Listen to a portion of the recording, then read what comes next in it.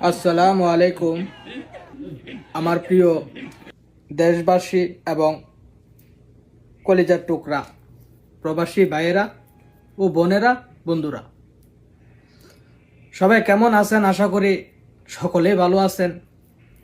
শুরু করিতেছি আমি জুয়েল প্রবাসী সৌদি আরব মদিনা থেকে। আপনারা বড় দয়া করে মায়া করে আমার এই ভিডিওটা দেখতে বসেছেন। যে যেখান থেকে বসে আমার এই আজকের আলোচনাগুলো শুনবেন,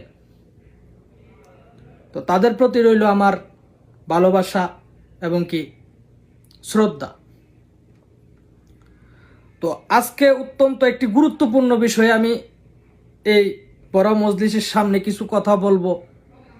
যদি আপনারা দয়া কইরা মায়া কইরা এই প্রবাসীর বক্তব্যের প্যান্ডেলের নিচে বসেন, নিজেকে ধন্য মনে করব।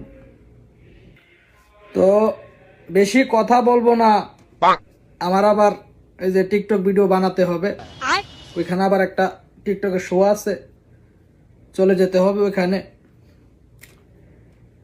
তো কিছু গুরুত্বপূর্ণ কথা বলে আমি আপনাদের মাঝ থেকে বিদায় নেব।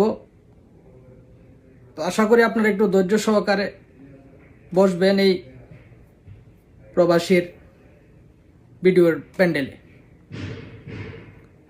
তো ইতিমধ্যে আপনারা হয়তো জানতে পারছেন বা জানেন, বাংলাদেশ থেকে আমাদের ভাই বন্ধু যারাই আছে দূরপ্রবাসে আসতে চায়, তো আমাদের বর্তমানের যে দেশের পরিস্থিতি আমাদের, তো আমরা মানে টিকিট নিয়ে খুবই একটা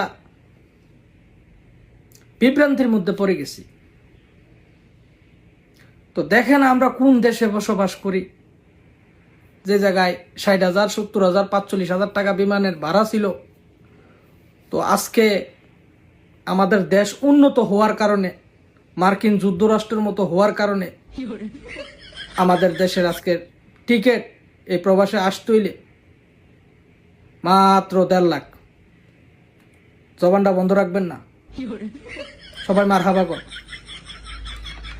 তো জানি না এই 1.5 লাখ আবার যায় কোন সংখ্যা 3 লাখ হবো, ওইটাই পারে।